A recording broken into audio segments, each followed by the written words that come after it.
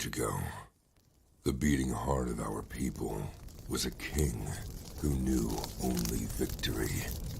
He wanted nothing more than an honorable death on the battlefield.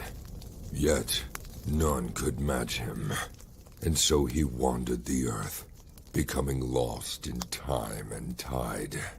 Then we too lost our honest purpose, while silk-clad men sat upon the throne.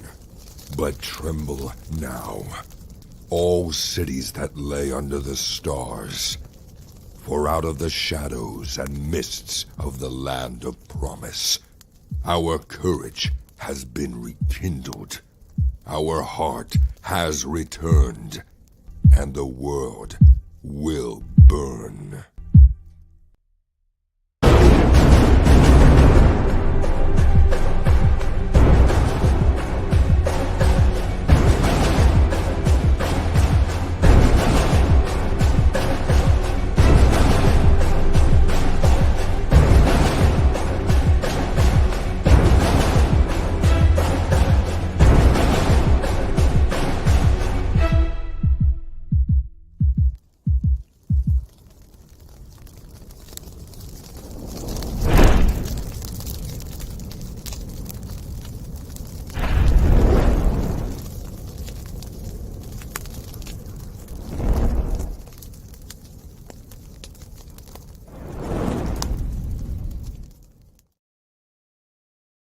Hey, how's everybody doing tonight or this morning, depending on where you are? Everybody hopefully is having a good either Wednesday evening or Thursday early morning, again, depending on where you are. If someone could give me a shout out in the comments to let me know that you can hear me, that would be great. Thank you very much. I can see a couple of people here in the chat already. We have at least 9 people. Lord Sandwich is here. I see Rex and Final Fantasy. Let's see. Michael is here. He says he can hear me. Great. I have a lot of things to talk about tonight, just because I have a lot of things to discuss that I really thought about making comics and making great comics over this last week and this last, well, day really, that I've been concentrating on thinking about doing this video. And it's all about something that Todd McFarland had said in an interview with Stan Lee, which I'm going to get to in a little bit. But before I go there, I'm going to, of course, let everyone know what's going on with my channel, with my books. We are going to the printer with the first of the material. Well, not the first of the material. The printer already has some of the material for the Valiant Heroes. We were supposed to ship that in the late summer. That was the early estimate, but really on the Indiegogo page for my graphic novel, The Valiant Heroes, I had it as October that we were going to be shipping, but we ran into a snag with the coloring and the lettering for one of the stories, which is the Rampaging Thor for that campaign. So we're a little bit late on that, but we're getting to the printers with that material right now. They're starting to print some of that off. They're going to be printing off in the next couple of weeks, maybe might take them a month depending on their schedule. So that's just to let everyone know who has ordered the Valiant Heroes what is going on with that campaign.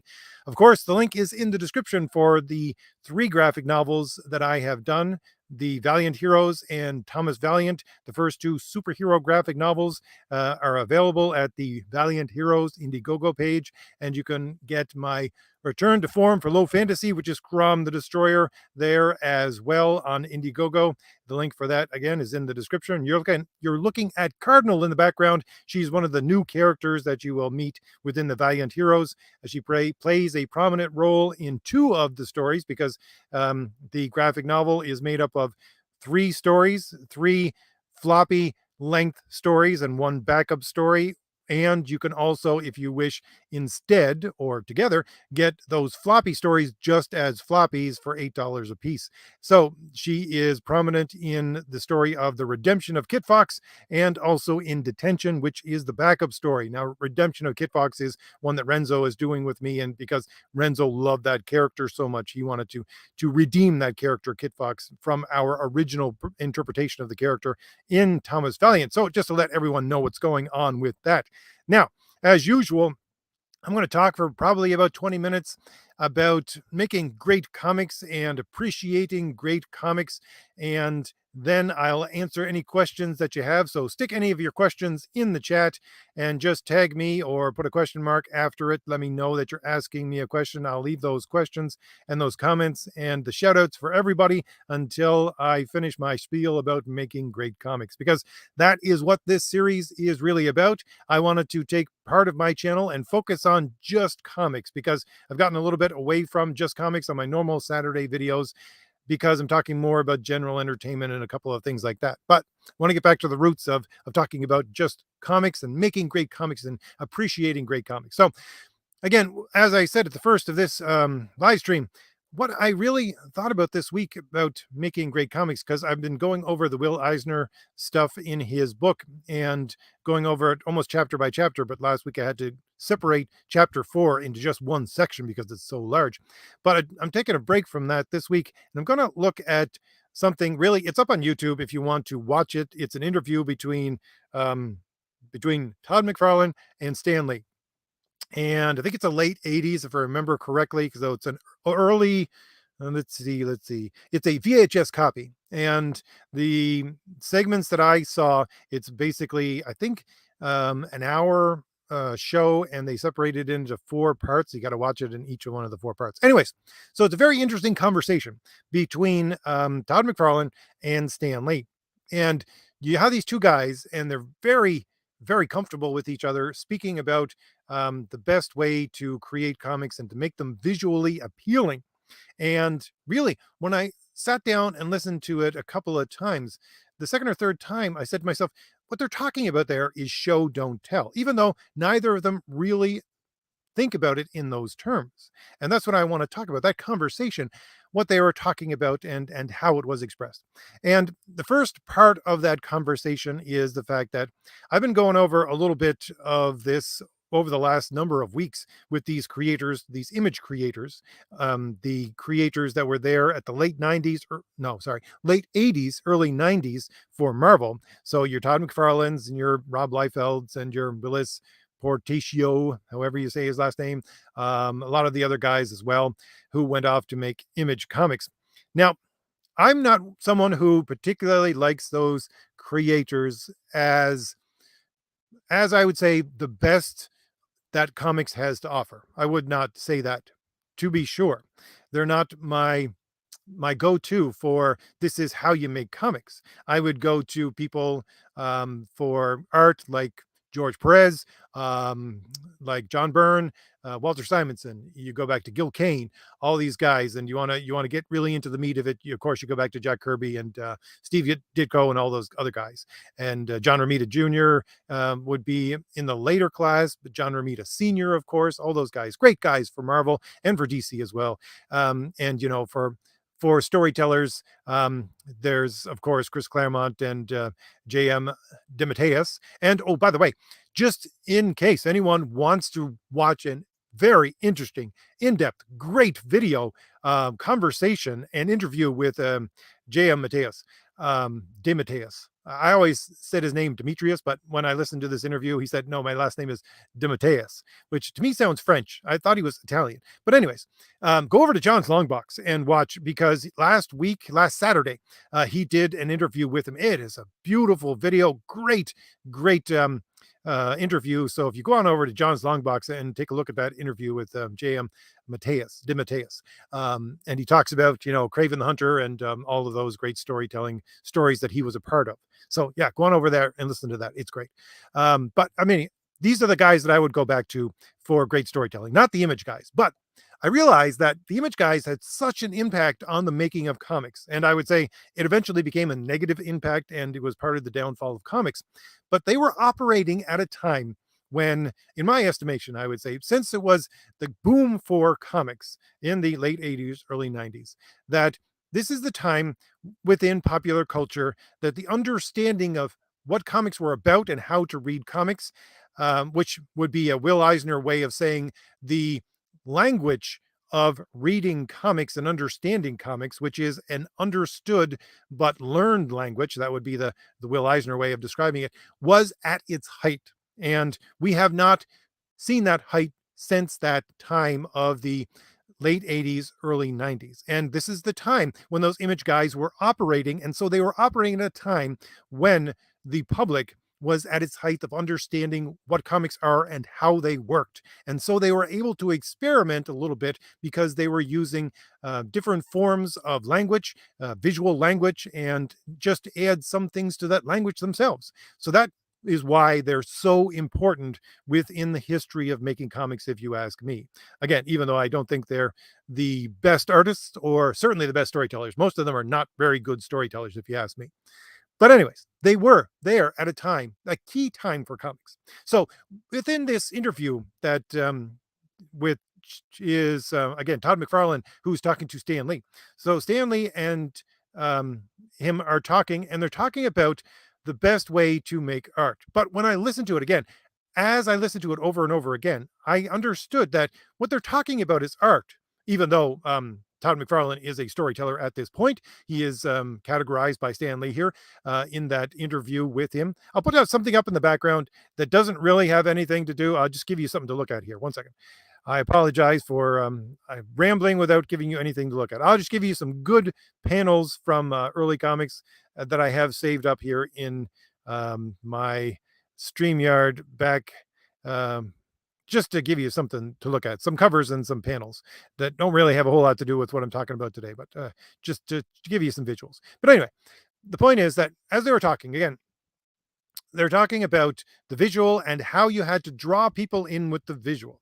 And that's exactly what you need to do. And Todd McFarlane is talking about making everything dynamic, making everything not just dramatic, but melodramatic, so that you make sure that you even overextend the way that you're portraying visually what is there on the page and just engross that reader, which is what I was talking about last week with the part of the Will Eisner series, when he talks about the fact that there is a shared trust, or there has to be a shared trust between the artist and the audience in order for them to steep themselves in the necessary suspension of disbelief to make sure that they think about the story as if it were happening, not as if it were a story. And I'm here reading a story because that would make them just lose interest.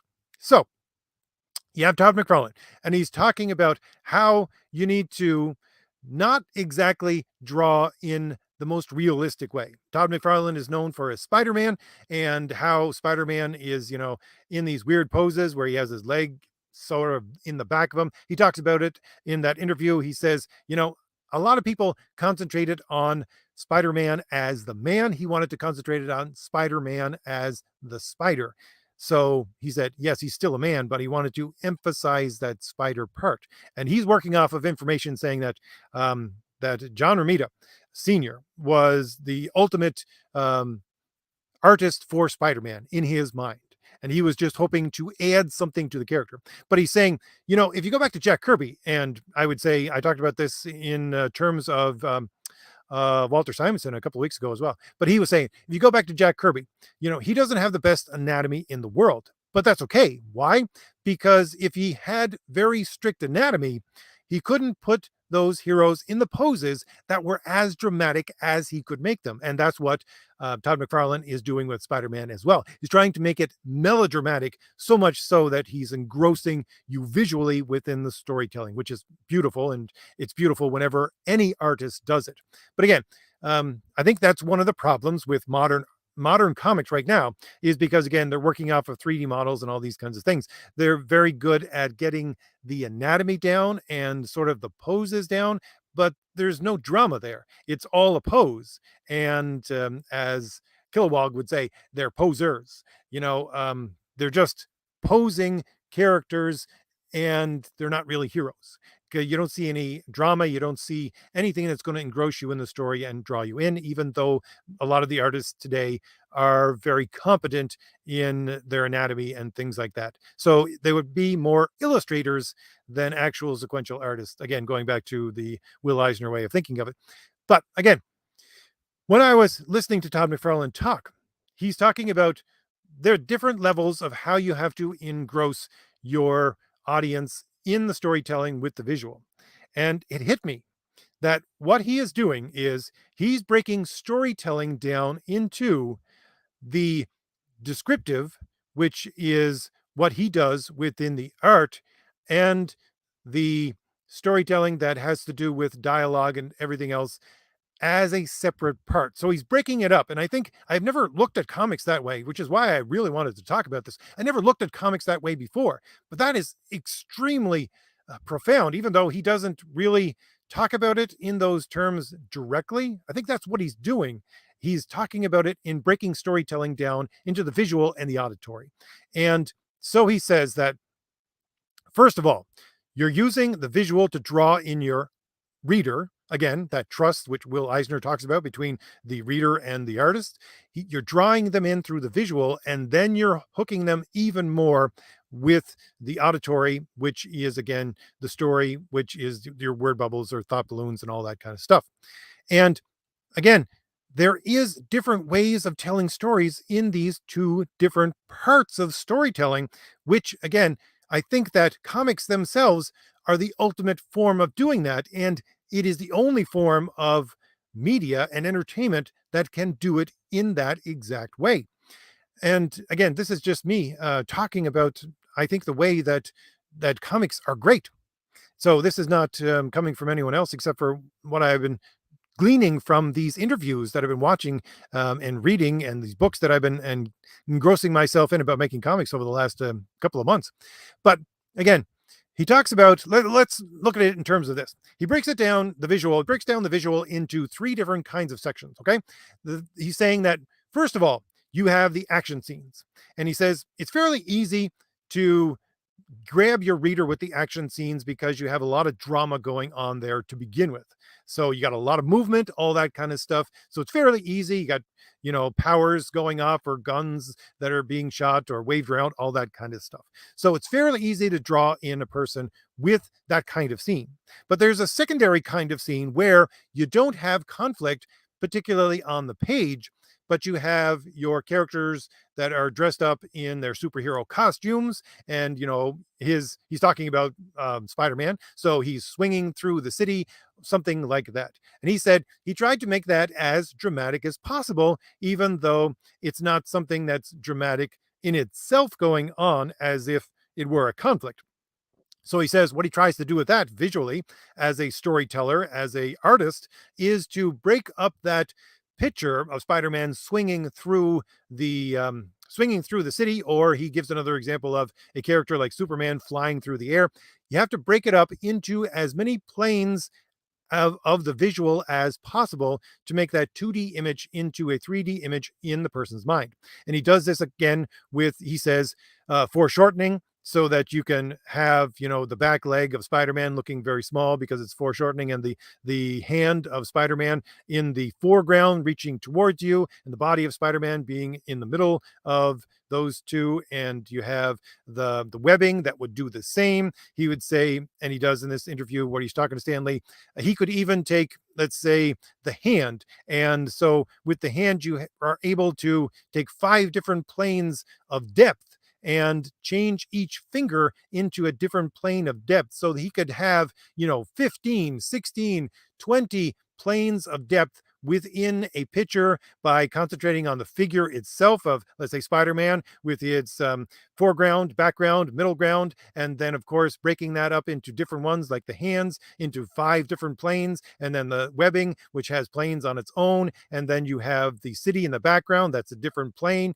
You want to put those in a foreshortening way of looking at them as well. So you see parts of them bigger than the others. You might have birds in the air, things like this, clouds in the background, all of this. So that's for your mid-level storytelling. That's not direct action, but you want to have it be action in the mind of the reader. So again, that's, first of all, number one, talking about action. Second of all, talking about something that has action in it, but it's not overly dramatic, but you can make dramatic. And then he talks about simple storytelling where you have, and his example is 2 people talking, somebody pouring some coffee and then talking. Now, I'm sure many of you, like me, are sick and tired of what you see within current comics right now, where you have these flat angles and people sitting there eating or drinking and talking and doing nothing. And I think that, again, you go listen to this interview and it's up on YouTube. Just probably type in Todd McFarland, Stan Lee, and you'll be able to find, at the very least, sections of it to listen to. But he would drive a stake through the heart of these modern artists and their inability to make those simple scenes where there's a bit of exposition and you just have these characters talking to each other, doing simple things.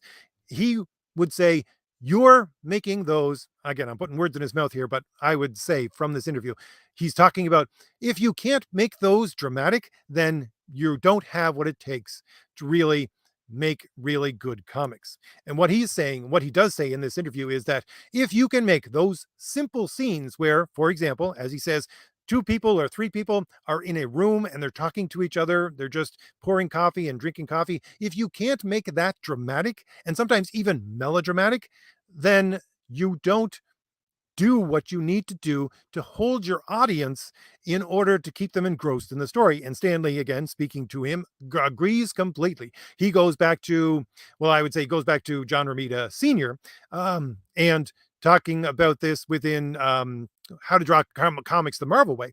There's a chapter that concentrates on this exact thing, about how to not use flat angles, how to use different kinds of angles, and how to use different kinds of perspectives and all this kinds of thing in order to make it more dramatic, in order to make your panels more dramatic. Even Stanley, he says, I'll put up something else in the background. Just give me 1 second here. Stanley says, within this interview itself, he says, yeah, you need to, even if you have, like, say, one panel that's not dramatic within a page, that's 1/6 of the page wasted, he says. And so Tom McFarland says, you got to try to make these different things happen.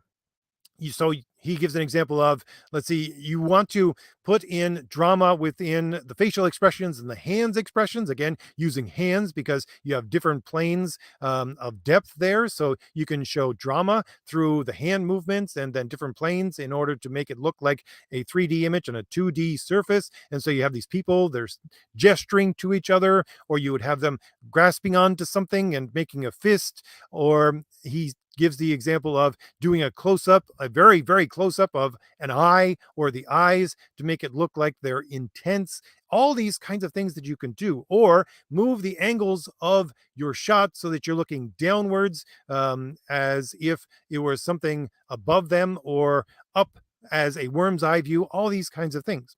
And really, when he was talking about that, really, this is when it clicked for me. This is what he's talking about. He's talking about storytelling in the show don't tell. Now, just to give you a little background on myself, again, I find this fascinating. Hopefully you do as well. But when I was writing the manuscript for my novel, which I don't have published, I will hopefully, I think honestly, I want to make it into a graphic novel probably someday, or a series of graphic novels, perhaps in like a manga style. But anyways, so I have this entire manuscript for my novel, and I worked with professional editors in order to get it into shape, all those kind of things. I worked with the last editor. I had a number of them that I worked with, Brian Niemeyer, if you know him. I worked with him as well. Anyways, but one of the things that I had trouble with in story writing until I actually got to write my novel manuscript was the fact that my description of things as trying to tell the story as a narrator were just poor. They were very poor. They seemed awful campy every time I would try to do it. And it wasn't until I got into the style of writing in first person, where you only have a very limited perspective of the one person telling the story, who's the main character, which is what happens within my manuscript for my novel, did I actually get into the groove of being able to describe things in a very particular way, which seemed dramatic and at the same time something that would engross the reader. So here's the thing. Within comics, it doesn't matter, even if you have a story which is being told auditory, that is to say within the word and thought balloons and narration boxes, all that kind of stuff. Even if it's first person, you're still looking at a narration which is not first person, from the perspective of the artist and how he frames each of these panels, again, which is something which is why I would say current comics fall down and don't understand, because they're all about this first person perspective within narration boxes. They've gotten rid of thought balloons and all this kind of thing, thinking that it's this first person storytelling, but you can't make it first person storytelling completely because the visual is never, and I would stress that. Maybe I'm wrong. Correct me if you think I'm wrong in the comments, but I don't think you can ever separate it and make it completely first person, because you're looking from the artist's perspective and he is showing you his perspective as an almost godlike being who is telling the story, which is of the character which is telling the story. So again, you're getting a different perspective. So the whole thing cannot be complete first person perspective. And that's what Todd McFarland is talking about when he's talking about making these simple scenes dramatic. And some of the examples that he gives are very, very telling, and really, I think, so telling as to how to make great comics. He's saying, okay, if you can take a simple scene and make it dramatic or melodramatic, then you can take those other two kinds, which is the basic superhero portrayal and the action scenes, and you can do that no problem with those two. So you got to work on the original idea of making something simple like talking or sharing a cup of coffee or pouring coffee. You got to make that dramatic. And so and he's saying that as an artist, each panel, basically, you have to look at it as in and look at it in the sense of, okay, I'm reading what the storyteller wants. If I'm the storyteller or someone else is, they're telling me this is what is going on within this panel. How is this scene dramatic? What is the emotion being brought out within this scene? And then I have to heighten that to an extent that grabs the reader, even though it's a simple thing. So his example is, if you have two people talking and there is a dramatic pause within what they're saying, that is to say, there is a heated debate or a heated debate going to happen. Again, focus in on the eyes, because the eyes tell so much of the emotion, and you can see it within someone's eyes if they have an intense stare, or if they're speaking in a way that's, let's say, secret, or that they would not speak within, just normal discourse with other people. They're keeping it to themselves. Use a perspective of top down from, let's say, a fly on the wall perspective. Again, that will give the reader a dramatic angle to look at in order to put this melodrama into this very simple thing. Or let's say there is something strange going on within this conversation. Again, use something like a Dutch angle. A Dutch angle would be to take the panel and put it slightly off kilter so something doesn't look right, which you're looking at Neil Adams in the background right now, and he does that exact thing with a lot of his panels here. Something not right there because he's using a Dutch angle. So again, you can take these simple scenes and use those panel layouts in very simple ways to heighten the drama, which is the emotion which is going on within the conversation, all these kinds of things. And again, this is the descriptors that you would normally use within a story. Let's say you had a novel. This is your narrator describing the world for you. And when you actually do that within novel format, it has to be show, don't tell. That is the writer's rule. That is the number one writer's rule, really, for today, and has been for so long. It wasn't. Again, you go back historically and look at novels from, let's say, early 1900s. That wasn't the rule, but that's the rule now, and it has been the rule for so long. Show, don't tell. What he is talking about is all of that emotion, all of that pent up way of showing a scene in its drama, which I guess, think of it in terms of watching a movie or a television show. It would be the crescendo of the music, or the simple eeriness of the music in the background that you would get in order to heighten the tension within your story as you're looking at this simple scene in a movie. So do the exact same thing within your storytelling, within your art, by using different angles, by using close-ups, by putting intense stares on the faces of the people, or intense expressions within the hands or the faces, the eyes, all this kinds of things. And This is exactly what he's talking about. He's talking about show, don't tell. And so you take that. And again, as John over at John's Logbox has said on his channel, he said just when he was talking to J.M. Mateus, De Mateus, he was saying, usually it's the art that hooks me, and then it's the story that keeps me reading. That's exactly what needs to happen. You have to have the art hook you into this story and keep you engrossed into believing that it is a story unfolding in front of you instead of you just reading something on a page.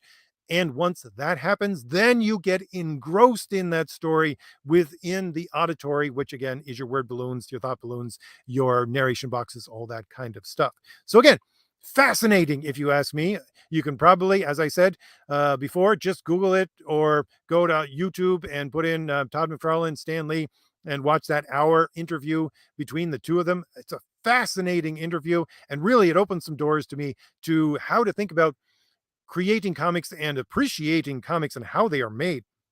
Quite honestly, there's so much. Again, the reason why I do this series is because I want to engross myself more and more in how to make great comics and how to appreciate comics, and hopefully extend some of that to you as well, and answer your questions if you have any. But at the same time, every time I come across something and I say, wow, I've never looked at it that way before. This is something that would probably have been taught to people within, let's say, 1980s, late 1980s.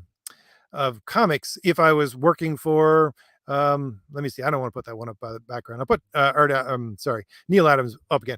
But if I was working at, say, 1980s Marvel or DC, that's exactly what I would have been taught within this interview itself. Again, Todd McFarlane and Stan Lee, they talk about John Romita Sr., who is at that time, again, I think it's late 80s, 89 that this interview takes place.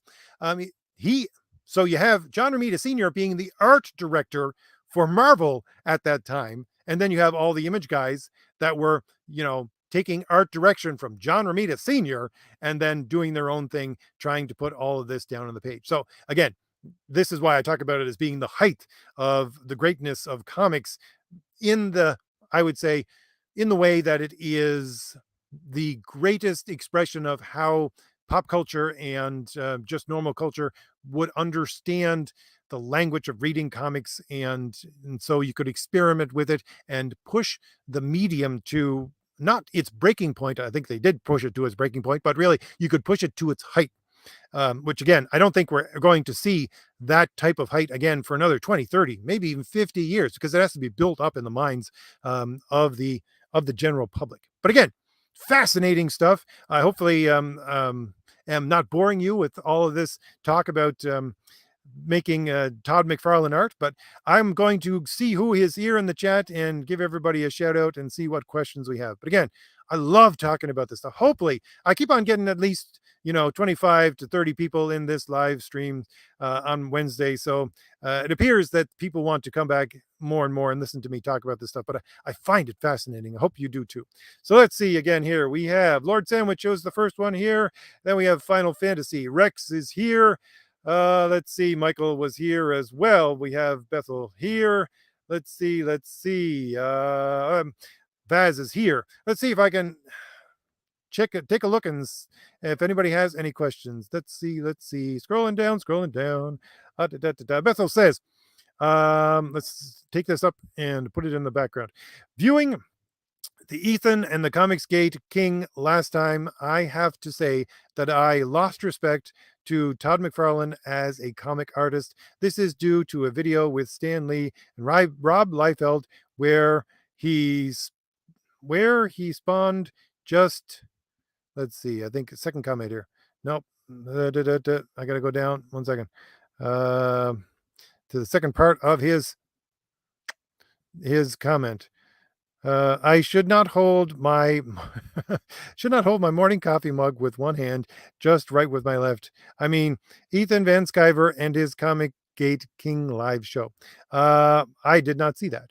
But again, here's the thing I would say about them. Again, I don't think of Todd McFarlane as a very good storyteller, as to say writing a script. I think he's a masterful storyteller as an artist. But at the same time, once I talked about this a couple of weeks ago, the guys from the Image the Image reign within Marvel and then within Image. They were in a unique position, again, not only because of what I talked about tonight, within that comprehension by the general public and understanding comics, but also within comprehension of graphic Image itself, because the late, no, I say early, mid, and even late 80s, if you lived through it, you would know that there was a very deep fascination with graphic representation. So they played with all of these different types of the medium, and they became superstars. They really did, and they were even on late night talk shows, all that kind of thing. So they flew a little too close to the sun. Their egos got a little too big, and it's funny watching early interviews with them saying, "I got to make sure I don't allow my ego to get too big," and that's really what happens to all of them, really, if you ask me. So yeah, I don't appreciate where they have gone with much of what they originally started out with, nor what they did with comics in the 90s, nor what they do now or say now. But I really do appreciate what they did within bringing comics to its height, and introducing some great ways of telling stories visually and through the story itself, through the words, within the early 80s, early 90s, late 80s, early 90s. So I agree with you there. I don't, again, I wouldn't take what they have to say today as being things that I would focus on and do an entire video on, I don't think. Let's see. Vaz has a comment. Last week, I mentioned that current day American superhero comics are mostly like soap operas with self inserts. That kind is sadly more at ease with the tell, not show than any other around. I agree completely. Again, I think I talked about this a couple of weeks ago, but one of the things is that what they try to do is um, they're engrossed within the manga style of slice of life without understanding that you can't, well, you can't typically take slice of life and put it into superhero. It doesn't mesh well. You can do it. I mean, there are some mangas that actually can do it well, but again, that is a unique thing that is not really repeatable. It is something that has more to do with each individual story. But you take that and then you switch it over to North American comics, which again tell stories visually in a different way, and there are different rules to the text and subtext of that trust between the artist and the readers. Then you try to apply that Japanese way of dealing with it and the sequential art in a Japanese or even just Oriental way, and it doesn't work. It falls down completely. And I agree. Trying to take that slice of life and to shove it in these American superhero comics just doesn't work. They don't understand this, and they ignore all of the rules. Again, that, let's say, Todd McFarland would say you need to do X, Y, and Z, because one of the fun things about this interview, he's talking about, oh, you got to go back to fundamentals. Once again, I talked about that a couple of weeks ago. They're these Image guys, when they're working at Marvel, they were like, I got to go back to fundamentals. I have to go back to these fundamental ideas and then build off of those. They understood that at that time. And so many of these artists today and storytellers don't understand that. And so they just tell, don't show. And it becomes something that does not engross the reader to begin with, which is something that, again, takes you out of the story, and then you don't have a suspension of disbelief, and then you don't want to continue to read the story because you see it as, I'm reading a story, it's a chore, it's not something that is fun for me being engrossed in a story. So yes, I agree, Vaz. Let's see. Sure, scrolling down. Calliope is here. How you doing, Calliope? Calliope has a comment. I am always talking my puppies out of their evening walk, and by the time I get back, I've missed at least 23 minutes of RJ. 23 minutes of RJ ranting. Uh, so hopefully you could go back and listen to it, maybe at twice the speed. I don't know. People have said that they've listened to me at twice the speed, and yeah, that's no problem. I talk kind of fast compared to most people on YouTube, honestly. Not everybody, but listen to me at twice the speed might give you a headache. I don't know. But I'm glad you're here, Calliope. Thanks for coming. Let's see, Bethel. No, we'll go down to Rex. I read that comment already. Rex says, I try to use show don't tell as much as possible with what I make, which is why I do flashbacks. I show what happened. Yeah, Show don't tell. Again, it has opened up this interview and talking about this, looking at it from the perspective of Todd McFarland in this way has opened up my eyes to try and write better scripts, to give better descriptors for my artists in order to implement that rule even more of show don't tell. Because I tried to do that. I put in my scripts, Renzo, let's do a worm's eye view here, or a top down shot there, or this kind of thing. But even more, I think, even more when I want to have something more dramatic. Maybe I'll put within each of my panel, from now on. I'll say. Uh, I'll have a little slot within, my panel, because what I usually do is I say, page 5, and then I give panel layout, which is a little bit of a paragraph, 1 or 2 sentences. Then I do panel 1, panel 2, panel 3. Maybe within panels I should put, um, you know, the dramatic, or the we'll say the feelings that should be most drawn out within this melodramatic way is X, Y, and Z, tension, or something that's going to put in, I don't know, a playful attitude, a flirty attitude, all these kinds of things. So, that might help my artist suss out better how to actually put the dramatic poses of the people in the storytelling. So it might be something new that I will do. But yeah, let's see. I love this picture of Cardinal, but I'm going to put up something else in the background. Let me show you some of my crowd. No, we'll start with, speaking of Renzo, I'll show you some of Renzo's art in the background for Thomas Valiant. And we'll get back to the comments here. And they have just jumped on me like they usually do when I switch screens. So I got to scroll up, and then scroll down. Final Fantasy has a comment saying, in any place in the world, you're oh, sorry, something on my screen. I couldn't figure out what you were saying because there was a fly on my screen and it was blocking out your word. I was like, what the heck is he writing here? You're given a rule. Whether in writing, drawing, or in any work process, do your job because it's your role. Yeah, I guess that would be one of the things, again, that I talked about last week, in the fact that if you go back to this idea, and I think it is a solid idea of Will Eisner, that there is basically a contract between the reader and the storyteller, that you have to have a trust contract. You're trying to connect between those two people. And so if you have someone who's an artist or a story writer, like the current day crop of writers within Marvel and DC, who are simply writing for themselves, they're not fulfilling that role which you're talking about, Final Fantasy. That's exactly what I think, and what I talked about. Let's see. Scrolling down. Final Fantasy also says, I'm not sure if he's speaking to me, but I'll bring this up so I can read it. In the words of William Shakespeare, all the world is a stage. Which I'm laughing because it's funny, because Todd McFarland talks about, he used to speak to other people, other artists, and the old artist rule was to tell new artists, look at the world around you and draw that. And Todd McFarland, he said, I do it in a different way. I say, look at comics and draw from there.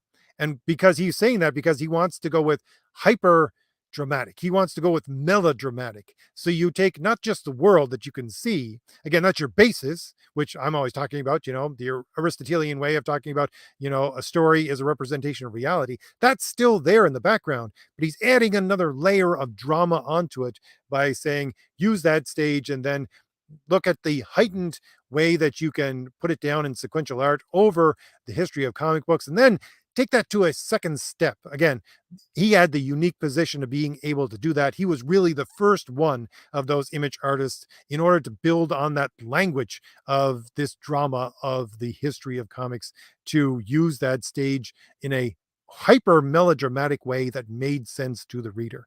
So yeah, it's exactly, I think, what he was doing. Scrolling down, Vaz says, do you think the number of editors not doing their job correctly be one of the causes of the lack of show don't tell, or is all the blame purely on the writer? No, you hit the nail on the head there, Vaz. It's not just the writers, it is definitely the editors. I cover this a little bit on the normal Saturday videos that I've done, but listening to so many Marvel podcasts you get these editors all the time. And almost honestly, I cannot think of any editor that was on these shows that was male.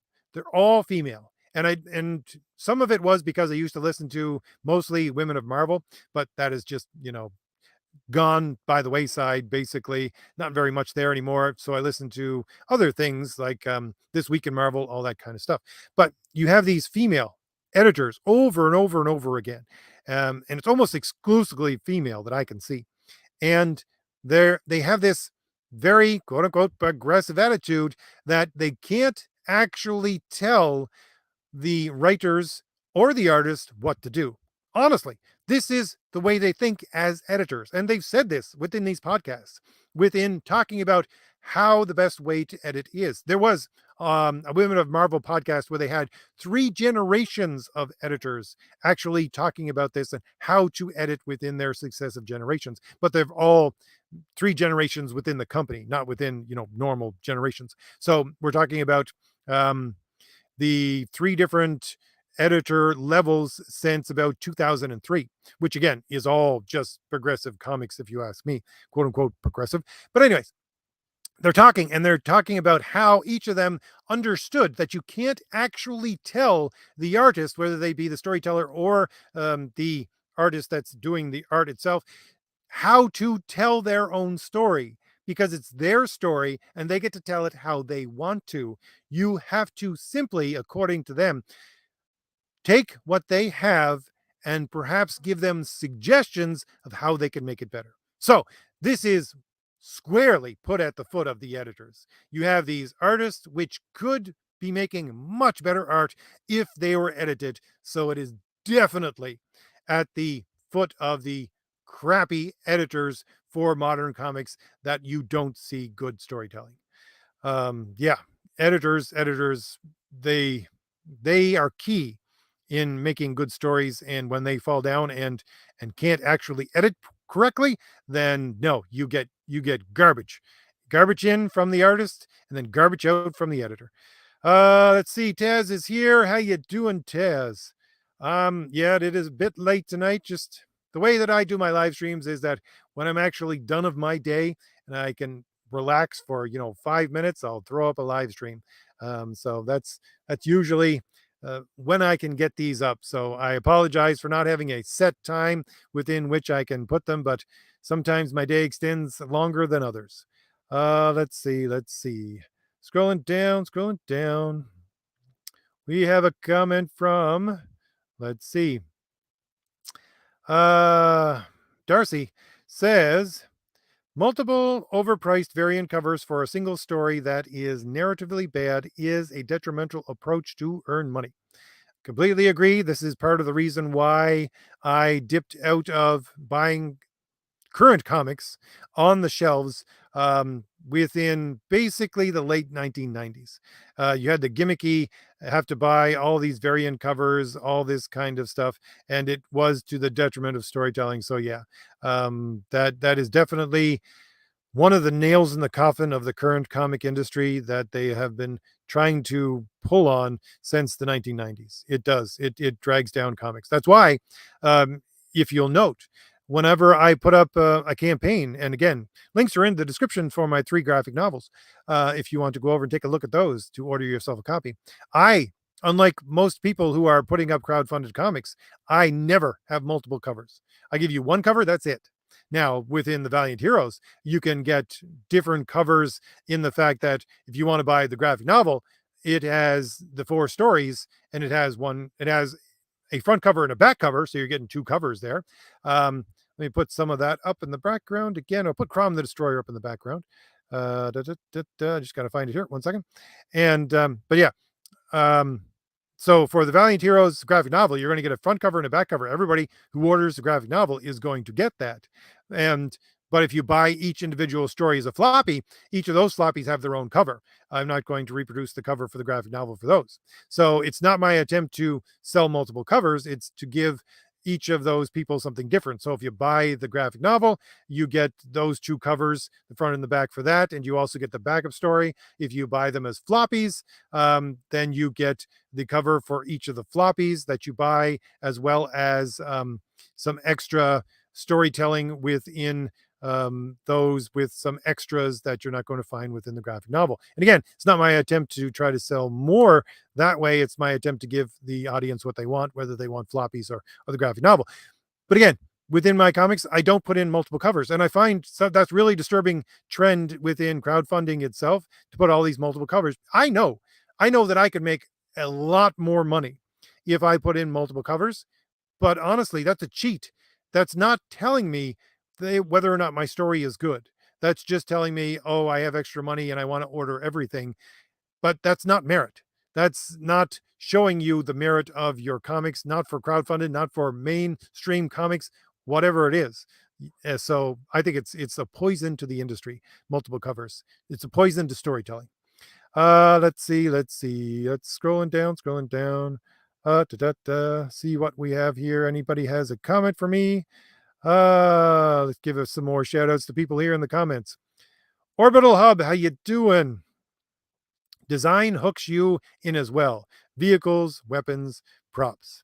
Yes, indeed. But one of the things that Todd McFarland talks about within this interview that I was going over is the fact that you don't have to draw very specific backgrounds, or he even says vehicles, or he says I can't draw a nice Chrysler in the background like some artists can, but that's okay, because if I concentrate focus your attention on the foreground, then the background is something that is only going to be there as a layering technique in order to give you perspective, in order for you to see it as a three-dimensional story within a two-dimensional medium.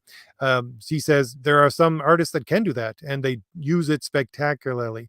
To me, that is something, again, I would say anyways, that the more simplistic that you can get away with your backgrounds and things like that, while still drawing the reader in the same way, the better, because that will make you a faster sequential artist and more able to get more stories out there. So I agree. There are some things that you have beautiful, beautiful panels, but I think you save that for the splash page or your larger pages, and draw in your artist, or you draw in the artist draws in the audience that way. It's like this panel, which I talk about every once in a while. It's, I think, probably like issue 5 or 6 of John Byrne's run of She-Hulk. He has a double splash page of a alien invasion that is taking place, I think, on page like 5 and 6, something like that. And he even has this little note on the side saying, take a good look at this right now, because I'm not doing this again. So he gives that detail, and it's very spectacular, but it's time consuming. So you got to weigh the two of those things when you're doing sequential art. So let's see, scrolling down.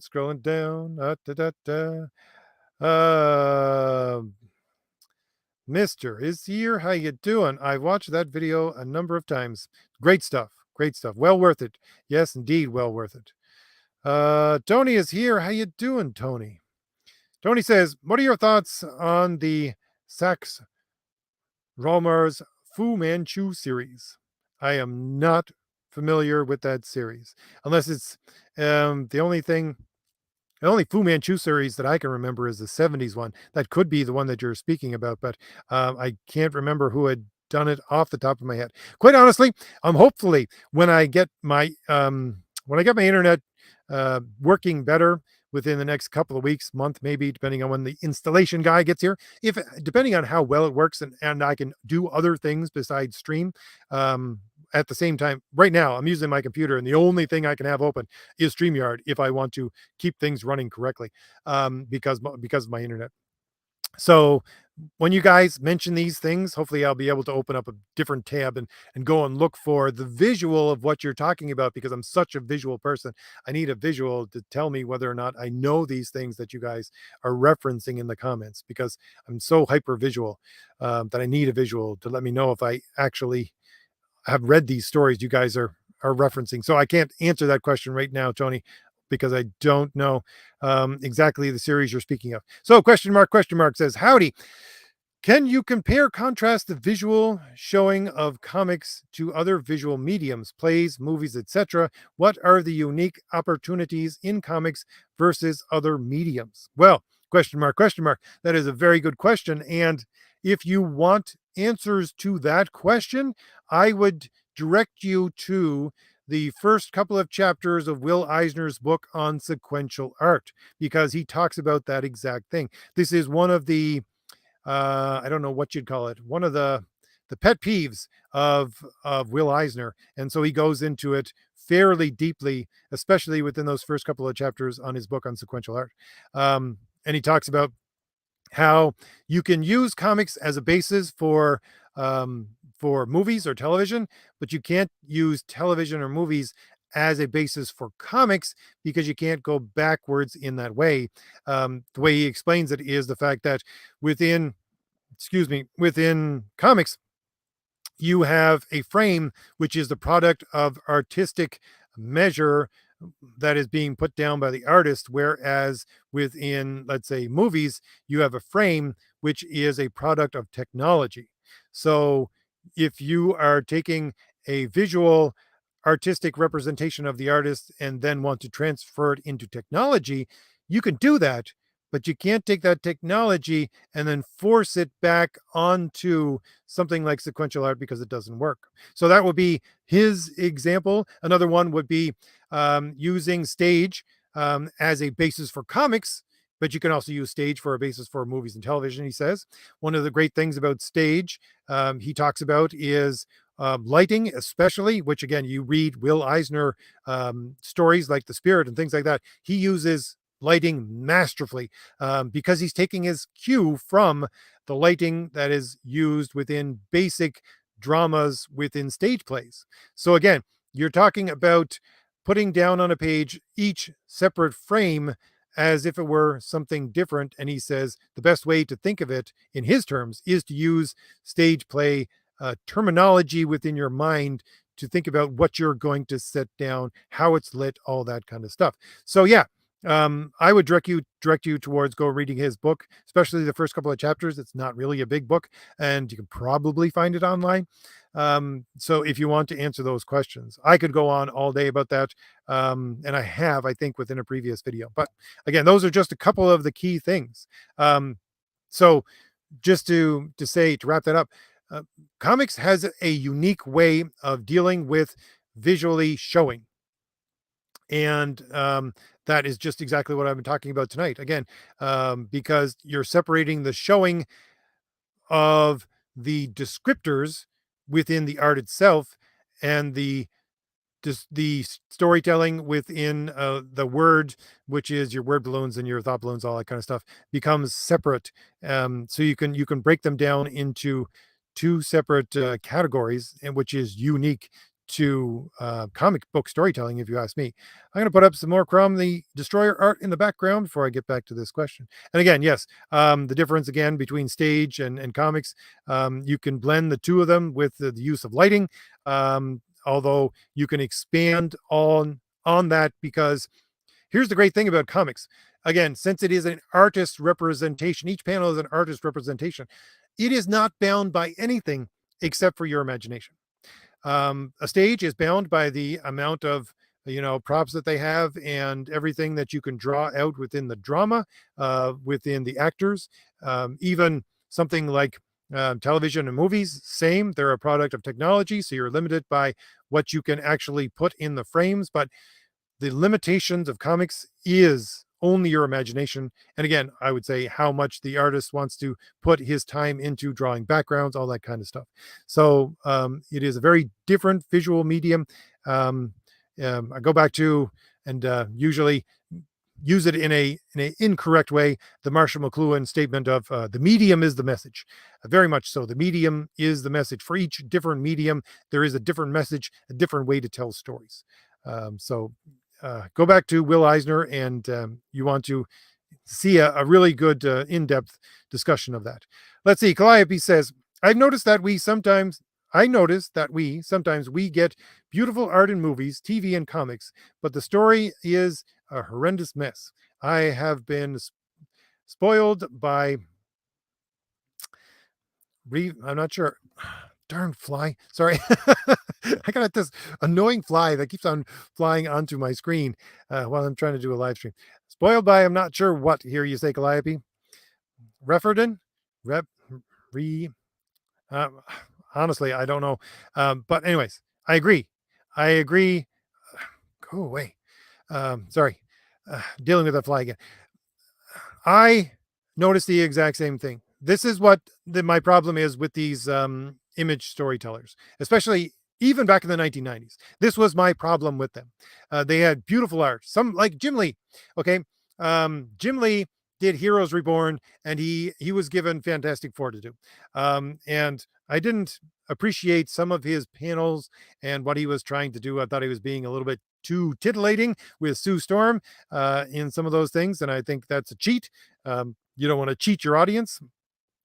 There is a way to put in beautiful women that's going to enhance the story instead of drawing them into the story by, arousing somebody. And that, again, to me, that's a cheat.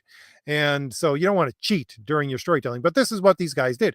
They depended so much on their art, which I would say again, Jim Lee, beautiful art, beautiful representations of what he's trying to put down. Many, many examples of this, but his storytelling was just garbage. I mean, he could tell things visually well. Again, he was cheating in something like those Heroes Reborn, Fantastic Four, because I would say he was getting lazy at that time. But at the same time, their actual storytelling was just garbage, and that is one of the things that really turned me sour on comics at that time. Was this horrendous storytelling that it was accompanying this beautiful art? You can't just have art. It's not going to work. Not, I mean, unless you're Mobius or someone like that who can tell just a story by the visuals alone.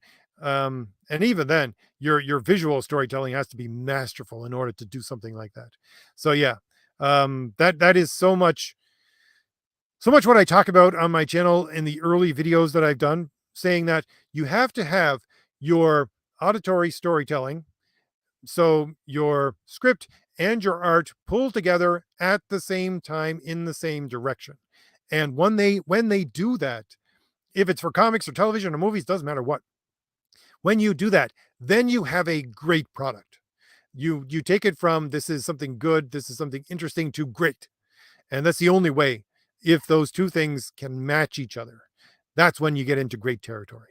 So I agree. I agree, Calliope. Let's see. Scrolling down. Calliope also said, reading stories that have made me laugh and cry. I miss that so much. There's still stories like that out there. There are still stories. You just got to search for them now because they're not in the mainstream. That's the thing. You're not going to find them in the mainstream. Orbital Hub says, novels can be made by one man with his vision. As soon as investors get involved, it tends to get weaker.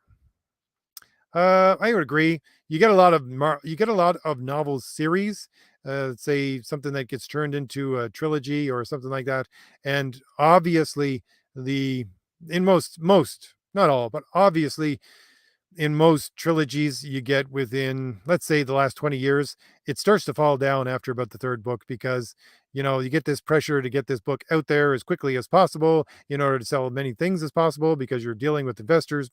So yeah, you do have storytelling falling down in that way. Although, again, I think that comics is in a unique position. While that can happen in comics, you can have a very, well, let's say, steady medium where you're pushing very hard to get things out on a monthly basis or even just a regular schedule, and you're trying to incorporate as simplistic but engrossing art and storytelling as you can within that time limit. And that is really one of the keys for comic storytelling, especially for sequential art that you're going to get on a regular basis, which I think that a lot of us that are doing crowdfunding right now have to get into some kind of groove like that.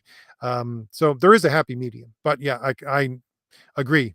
When investors start to get in there, things tend to get more muddy rather than clearer. Let's see. Scrolling down. Rex says, manga creators understand something that the big two have forgotten or chosen to ignore. Different people like different things. Agree completely. Rex, I don't think I have to go into that comment very much because I agree completely with that. I think a lot of people here would. Charlie, how you doing? Says, hey RJ, have you heard of Scott McCloud? I'm reading his comic about making comics, and he seems to know his stuff. Cuts out a lot of the fluff you'd find in help books. Gives me old comic vibes. No, I do not know what you're referring to. If I'll have to look that up again. Where's my hold on one second. I actually was smart enough because here's the thing. I'm always saying, give me 1 second. I'm always saying I need to have a pen and paper so I can write these things down so that I can go and look them up when I have the time. Give me 2 seconds. So Scott SCOTT McCloud of the Clan McCloud. COUD. Making comics. Okay. I'm sorry. I'm just making a note here because I want to take Charlie's comment to heart because I want to go look up Scott McCloud now and see what he's talking about because I'm not familiar with that. Again, but he's a McCloud, so we'll give him the benefit of the doubt being a good Scotsman. Scrolling down. Oh, by the way, yeah. If you don't know from my books, I'm a good Scotsman as well. I just don't typically use my full name unless I'm writing a comic book and it's in the script. Let's see. Scrolling down. Bethel, I think, has a comment for me saying, show don't tell. And every frame in a picture, or in the case of comics, every picture should be a masterwork. This is why I love so much of Alfredo Arcia with JB on Savage Sword of Conan, number 2, 4, 7, and 12. 2 Savage Sword of Conan. Would that be Conan on the Cross? I think it might be. So yeah, I'm not sure if that's the technical name of that story or not. That's how I think about it in my mind. So yeah, um, agreed. There are some beautiful stories and art within Savage Sword of Conan. If you ever get to purchase any number of those, I would suggest doing so. Right now, you could probably. The thing is about Conan comics, and I find this unfortunate, but you can go into a lot of comic book shops. You used to be able to, anyways, and just find them in the dollar bin. Not so much the magazines are probably a couple of dollars, but still, you can probably get those magazines right now at your local comic shop for almost the same price that you would pay for them back in the day when they came out. But beautiful stuff, and you get to see the height of sequential art and what it can do within those books, Bethel, because they're in black and white. And so they need to draw on everything they can within their artist experience in order to sell that 2D, two-dimensional image of the black and white to the minds of the readers as a three-dimensional story. So yes, great masterworks in those comics. I agree. Scrolling down. Charlie says, sorry, I kind of hammered you with questions, RJ, but have you considered reading some low-key manga, maybe a mystery or a rom-com sort, or horror from another Jinjo Ito or Death Note? I typically don't read that much manga, unfortunately. I think there are so many manga that I would want to read, but I just don't read a lot of manga. I spend too much time on my computer to begin with. I don't like reading things on my computer. I really don't. It just drives me batty. Again, I spend too much time on my computer and my eyes go buggy if I spend too much time on my computer, especially if I'm trying to read something there. I have to. This is why, by the way, if you ever watch my videos and you see screenshots in the background and everything's black with a black background and white text, it's because I have this high contrast on my computer because I can't deal with. Holy Moses! I got 41 people in the chat. I just noticed. Thank you everybody for being here. But that's why my screenshots look like that, because I spend so much time on my computer. I have to have the high contrast on in order to keep my eyes from bugging out of my head. So I don't like to read comics on my computer. And the thing is that I don't have access to a lot of manga. I just really don't. And besides that fact, well, I live out in the sticks, and I can only go into town every once in a while, every couple of weeks. But still, at the same time, the only place that I might be able to find manga, you really can't find much at my comic shop. One of my comic shops has already closed down, the one that I like to go to.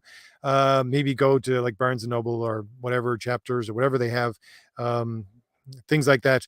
I'll be able to find some manga, but they're not typically the things that you would be requesting that I go and read. I like to read very short things, small series, things like that. And again, here's the unfortunate thing that for me, anyways, I like again floppy comics, and I have an ability to store floppy comics. If manga were printed in floppy comic format and I was able to buy it at a comic shop or just order it online that way, if anybody knows where I can order like manga, like current day manga as floppies of comics, or reprintings of floppies as comics, let me know, because I would do that.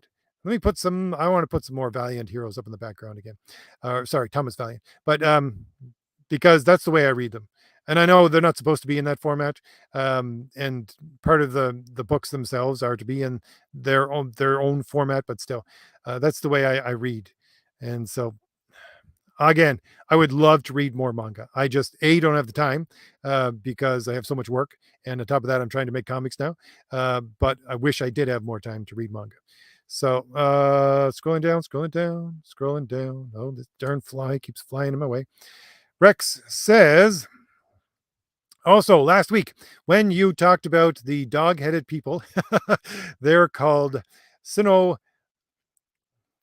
Sino Cynocephali, and they're actually not considered werewolves because they don't turn into humans. Werewolf implies a change. I'm not sure if it implies a change. I'm not sure, Rex, because werewolf just means man wolf. Where is a English corruption of the Latin for man, which is ver. So again, it would be, I guess, ver would be the modern Latin. Old Latin would be where, because you use V's as W's. Anyways, but it's just man wolf. All it means is man wolf. So it doesn't technically imply a change from man to wolf, just that there's a combination of man and wolf, if you ask me. Maybe I'm wrong on that. That would be my take on it.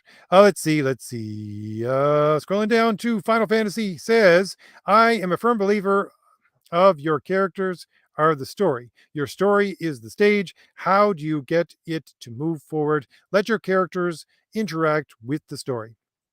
Yes, I agree to some extent with you there, Final Fantasy. I am very much that kind of storyteller myself. I have something happen within the lives of my characters, and then it usually snowballs, and just there is basically, like, we'll say it's a billiard game, okay? Because I deal with logic and reason. So you have somebody gets shot into one direction, they hit another character, which is another billiard ball, which hits another character, which hits another character, and causes all these chain reactions to happen. So I agree very much. So that's why I say I write more in a Marvel style than in a DC style, because it's much more character driven in that way. But you have to realize, and myself, I have to do this every once in a while. You have to realize that sometimes that becomes stale to the audience, and you have to have an imposition of reality itself on that story that might take you in a different direction every once in a while, so that you don't end up just telling the same story in the same way over and over and over again. I agree. That is the best way to tell the story, but it's not the only way to tell a story, and you need to mix it up every once in a while. Every once in a while. So scrolling down. Final Fantasy keeps on saying, for your characters in the stories you tell are the actors on the stage. Agree. And then he continues by saying, your characters are what make the story possible, is what I'm saying. Agree. I completely agree. But again, sometimes, some imposition from outside in reality does help make your story more interesting. Again, I would take that as being something you put in every once in a while. But I completely agree. Final Fantasy stress level is here. How you doing, stress level? Very nice to see you there in the chat. Rex also says, if I want to include multiple covers in my graphic novel, it would only be for individual chapters. Aside from that, I have better things to include.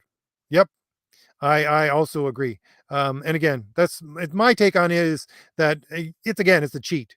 I look at comics and I see so many cheats, and one of the things I'm trying to do is bring merit back to the storytelling in comics, to give my audience something that is 100% merit, and I don't want to use cheats in order to sell them to those people who want to buy my comics. And I understand that I'm going to make less money, but as long as I make enough money to continue to make those comics and give you that product of merit, then that's what I'm going to do, and I'm going to remove as many cheats as possible. So I'm not going to sell you multiple covers just to try to drive my numbers up. Let's see. Scrolling down, Tony is here. How you doing? Tony says, "Do you think that pulp characters like Doc Savage and the Shadow can exist in contemporary settings?" Yes, indeed, I do. Um, if you follow me on Twitter, again, my Twitter handle is in the description, along with the links for my graphic novels. If you want to click on those and take a look at my graphic novels, by the way, you can read an 11-page in preview of Crom the Destroyer on the Indiegogo page. But if you go to my Twitter, you'll notice that every once in a while I tweet out about the redemption of Kit Fox. And I say it's a combination of Batman, Sherlock Holmes, and the Shadow. So very much the Shadow is a influence on the creation of that character. And if you buy that graphic novel of the Valiant Heroes or the floppy for the redemption of Kit Fox, you will definitely see Shadow vibes within that book. So I would say that yes, you definitely can take those pulp characters, or at the very least versions of them, or stories that are in those veins, and be brought into a modern context. Definitely, Tony, definitely. Let's see. Bethel here has a question. RJ, question: have you read the manga or light novel of the Faraway Paladin? As I have recommended to you some 2 years ago, the main character is a true paladin, especially later. No, unfortunately, again, I have, as I said just a little while ago, very limited access to manga, and I just can't read things online. I can't. It gives me a headache.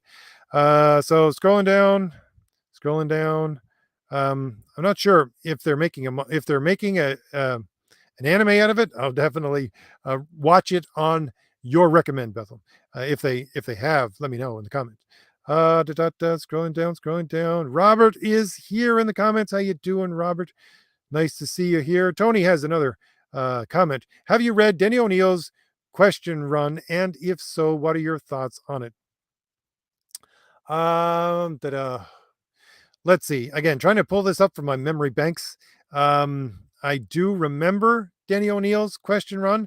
It was never something that I was really into, so I can't speak to it in an authoritative way as to whether or not it was good storytelling, quite honestly. I very much would rather Denny O'Neill's Batman than the Question. The Question was never a character that I particularly liked, quite honestly. Um, it was, I if we were getting into that section of DC, I would much more like the Phantom Stranger or the Spectre, or things that maybe even Doctor Fate, especially Doctor Fate stuff done by J.M. DeMatteis and Walter Simonson, and people like that. So those are the kinds of characters I would drawn to, not the Shadow. Or sorry, not the sorry. I'm very much drawn to the Shadow, not the Question. Let me put up some new art from Crom the Destroyer in the background here. This is stuff that has been coming out from my artist just a little while ago. Let's see. I got to scroll up a little bit. Here we are. Scrolling down. Orbital Hub says the personal touch and style of the hand-drawn art is another feather in the cap of comic art. Completely agree. That's why I don't think AI art is going to replace comic art. I think it's going to give comic artists a kick in the pants, but it's never going to replace it, because that personal touch is something that comics is very good at and is there. As I said, probably about 2 months ago when I was doing a live stream, there, for the life of me, I cannot remember even enough to look it up, but there is a German word for basically the way that you draw something or paint something, and you can see the artist's hand movement within some of what has been basically blurred into either the sketch or the painting or things like that. You'll see tiny little things within the art, which is there because of the hand movement of the artist, sometimes brushing up, even mistakenly against the picture. And there's an actual German word for it. And that's the kind of humanity that you get within art done by a human being. And that's the kind of humanity that you get within sequential art within comic books. And so, yes, it is that personal touch. I very much love that personal touch. Bethel says, question RJ, when you have a far better internet bandwidth or connection, would you make a live stream with some of your subscribers? I don't know what will happen within that. All depends. I really don't know how much better this is going to work. I'm going to get Starlink installed. So it really depends. I think I'm going to, if it does work well enough, probably start to get some other people on here, starting with some of the people that I usually talk to, like John from John's Long Box, or maybe Michael Bancroft from Late Night with Comicsgate, or Don Chen, a couple of people that I've done interviews, again, people that concentrate on comics and just talk about great comics, have a good conversation maybe once a month. Excuse me. So you never know, Bethel. I don't know what the future holds. My channel is always up in the air. Let's see. Scrolling down. What are your thoughts? Tony says. What are your thoughts on Heath Ledger's interpretation of the Joker? What are my thoughts? It was a very unique interpretation of that character, one that drove the character in a direction that was, I don't think, previously explored. So very much a valid interpretation of the character, and one which at the time was actually, believe it or not, I think bringing the character back to its roots, because you had some disturbing um, ways that the character was going into. I don't know, it was before New 52 or part of New 52. You got the Joker ripping his face off and all that kind of stuff. Those stories, I don't see that as being part of what the Joker really is. So I do think that Heath Ledger did help bring that character back to, believe it or not, I'll put it this way, to take that character back to some sanity, just so that it could be a well-developed character again. So that's my take on it. I wouldn't say it's the greatest interpretation of that character, but certainly something that had merit. Let's see. Tony also says, not sure if you're talking to me. Let me read it here. Got to pull it up on my main screen. Herodotus storytelling matched with beautiful art. That's the 90s comic experience right there. Okay, I'm not entirely sure what you mean by that comment, but I'll leave it be. Scrolling down. Samuel is here. How you doing, Samuel? I can say one exception where novels after the third book doesn't go well in quality is Brandon Sanderson. All right, I'm not familiar again off the top of my head with Brandon Sanderson. So let's see. Scrolling down. Show your women economically and in a nuanced way. Avoid the pinup panels. Look, the more titillation you have, the less it means. Agreed. That's why I go back to, for the inspiration for my female characters that I want to put in most of the time is basically 1930s, 1940s starlets and their portrayal on screen. And now they've been portrayed in other ways that, is a little more titillating, that you'll find within, pictures on the internet today. But I go back to their on-screen presence, because really that on-screen presence, as I'm always saying, if we want to make comics great again, they need to be available to all ages. We need to have a new comic medium that is available to the young as well, to bring them into comic reading. And you can show them beautiful, staggeringly beautiful women without getting into that titillation again, which is just a cheat, is a way to draw the attention of the reader without, really giving them any story whatsoever. And that doesn't discount showing the beauty of women. You can do that as well. Orbital says his example is Scully in the X-Files. There you go. Let's see. Scrolling down, and we'll see if there's any more comments for me. Da, da, da. We have a comment here from JD. How you doing, JD? JD's Longbox. If I can make a plug, I've got a video about McLeod's Understanding Comics on my channel. JD, I'm going to write that down, and I will go over to your channel, JD's Longbox. Okay. I will go over to your channel and read that before I make any more. That will be my first fray into what I'm going to look at for McLeod. So there you go. Gave you a good plug. You can go over there too and go to JD's Longbox and see what McLeod is talking about. Orbital Hub also says, RJ, blue blocker glasses help tone down the screen intensity. Also, Flux is a download that removes the blue light, making the screen easier on the eyes. It's not the blue light, Orbital, quite honestly. I've had blue light blocker. Some people actually say I don't want to get too far into this, but anyways, some optometrists actually say that reducing the blue light actually hurts your eyes more because one of the things that you get with normal sunlight is a lot of blue light. So to filter out the blue light from your screen is actually going to deteriorate over the long term your eye and your ability to see. So I did try blue light blocker glasses, and it did not do anything for me. Let's see. Scrolling down. Let's see. Rex says, one trope that I have trouble with is this.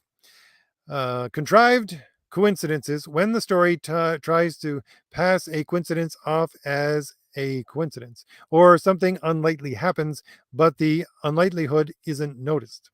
Well, that is not, well, I would agree. Let me just say first off, Rex, I would agree. That's not exactly what I was talking about when I talked about, if you're referring to this, when I talked about something from the world imposing itself on the story, because yes, you're quite right. You have to prepare and give your audience enough foreshadowing within the story for them to say, I should have seen that to begin with. If they can't snap their fingers when that surprise happens and say, I should have seen that to begin with, then you're not doing your job as a storyteller, even if it is an imposition from outside. This would be, again, go back to Aristotle, the Greek way of telling a story. It has a Greek word. I can't remember the Greek word for it off the top of my head, but it's basically the reveal that you would put in, let's say, at the end of a story, like when Oedipus was revealed to be the son of the woman he actually married, which he didn't understand until that point within the story.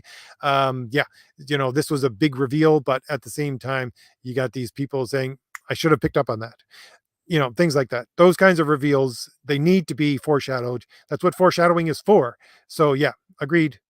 Let's see. Rex also says, also just pointing this out from earlier, but for most people, the broad definition of a werewolf is a human who transforms into something like a wolf.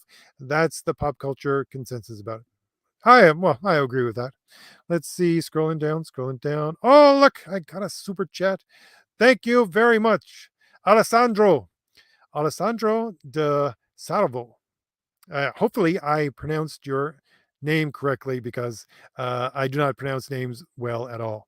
I can tell you right now, the way I learned to read was, by the way, just to tell you why I have such problems, is because the way I learned to read is through memorization. So if I'm not familiar with a word, then it just does not click into my brain. So it's all through memorization.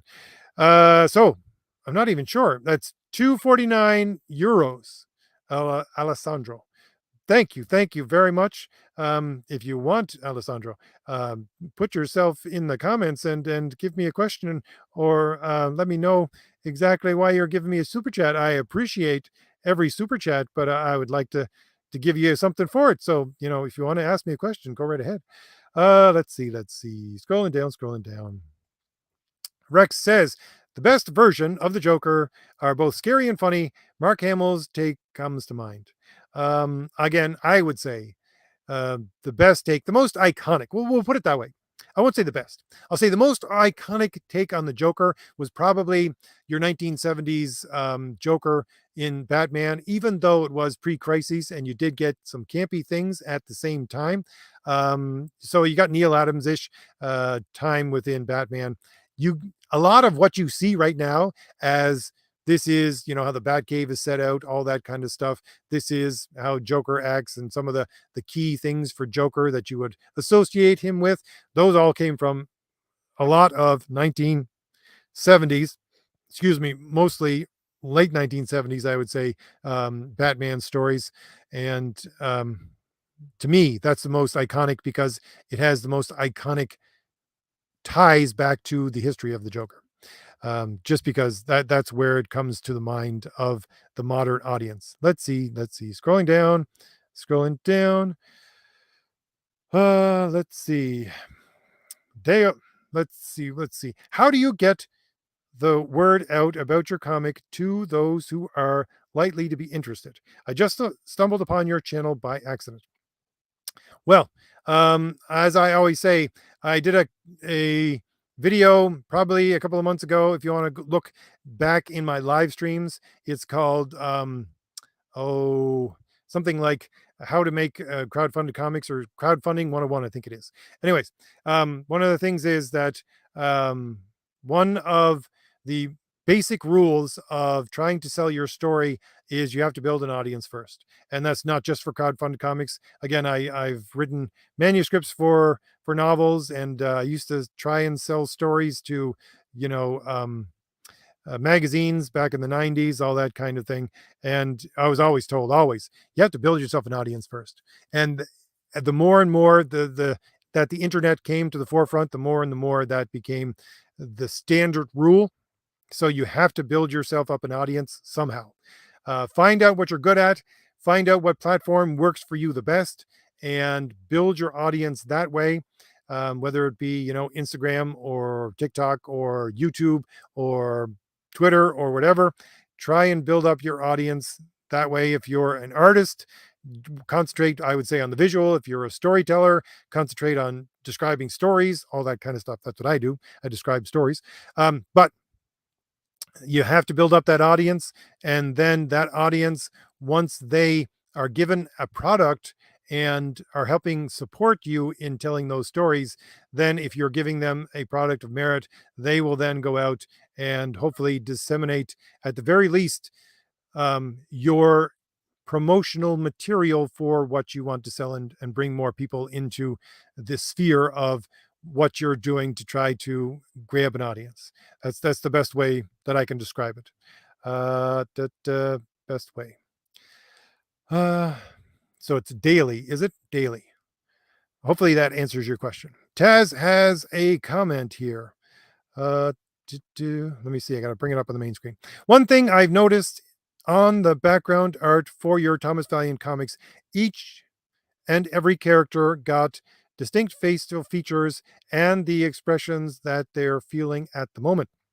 Well, that is Renzo for you. Renzo, my artist for Thomas Valiant and for the Valiant Heroes. He is now working on Thomas Valiant #2. He's on about page 7 or 8 right now of, well, the book is 80 pages, but we're doing 60 pages with Renzo and another 22 pages, I think, with another artist, which might be Mike Gustovich. I think that's probably who we're going to get, doing a story with Don Chin, which is a backup story.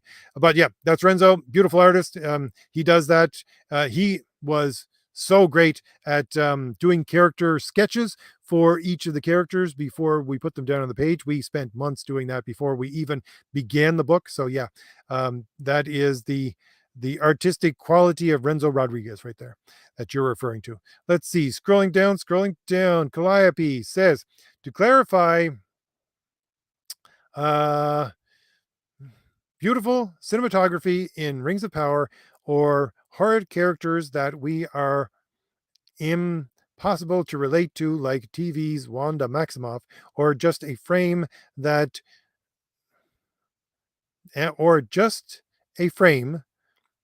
the instruct us how we should think. Sorry, just a little bit of a disconnect there in the sentence structure.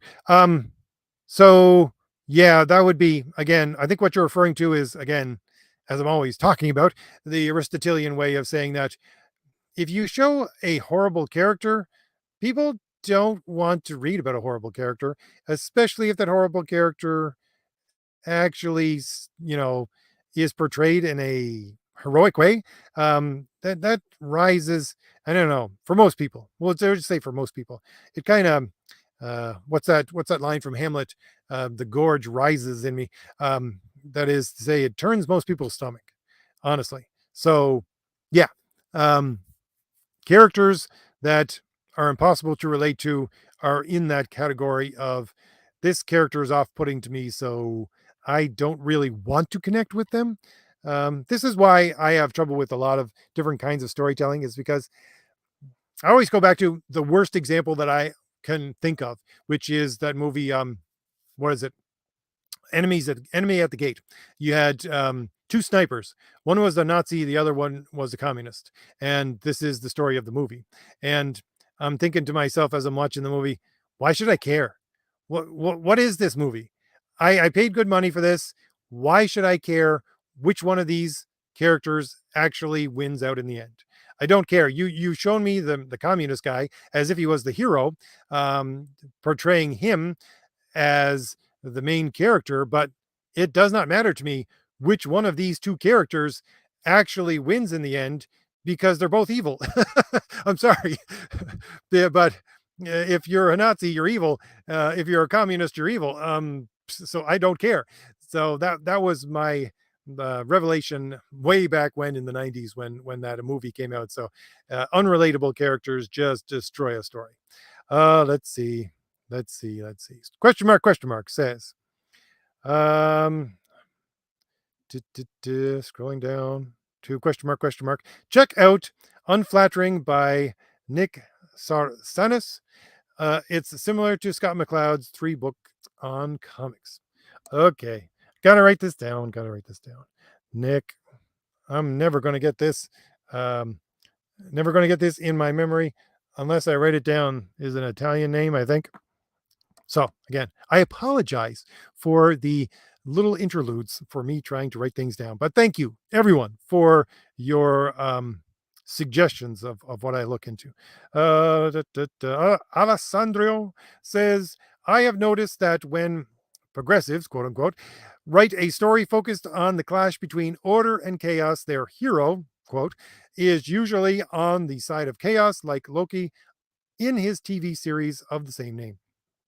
I had not noticed that, Alessandro, but you do bring up a good point because, well, first of all, I did a video on a Marvel podcast probably about a year and a half ago, maybe even more. It might be 2 to 2.5 years ago now, where you had Marvel interviewing what they called the up and coming storytellers, the next generation of great storytellers for Marvel.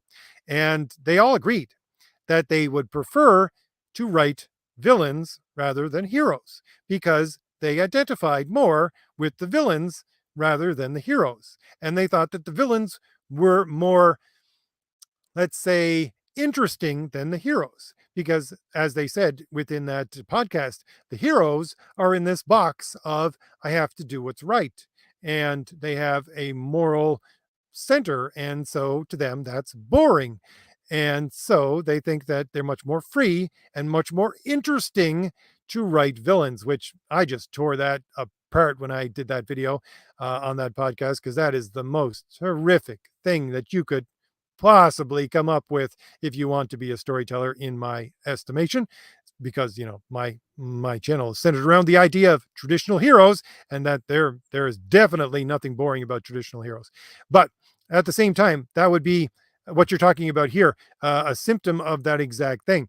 They think that chaos is better than order, and this is something, again, good that you put in quote unquote progressive, because that's part of the progressive ideology, is to destroy all. It's like a Bacchic, what would you call it, a Bacchic ecstasy of mind, where they go into a frenzy of destruction, or a Nietzschean way of creation and destruction, which is in a vortex of chaos.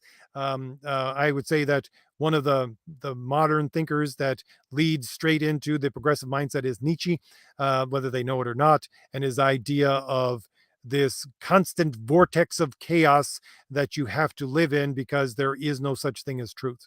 So yes, you're quite right on that. They do concentrate on chaos because they reject, well, the relativists, in the way that they think. They reject all order. They reject the order of truth. And therefore, of course, there can be no such thing as logic or reason. There can be no such thing as rules for reality. There is nothing but chaos.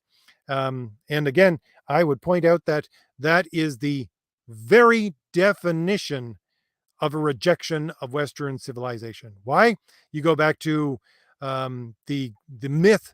Let's say go back to Herodotus, the early myth of that we have recorded, anyways, for the Greeks. What did they have? You had the universe being born out of chaos, and it is order from chaos. I think it's like Egg Chen says in Big Trouble in Little China. Eventually, you will bring order out of chaos. So yeah, that's what Western civilization and probably Eastern civilization is birthed on as well. That you need to bring order out of chaos in order to move forward, and these people are just agents of chaos. So yeah, I agree. They do that deliberately. They focus on chaos, and again, it is a political thing for them, in order for them to basically do whatever they want. Holy Moses, I've been speaking for an hour and 40 minutes and I still have not even gotten close to the end of the chat. Wow, these live streams are getting a little bit too long. But I don't want to go without answering everybody's questions. Let's see. But I will scroll down and see if I can go a little bit faster with some of these.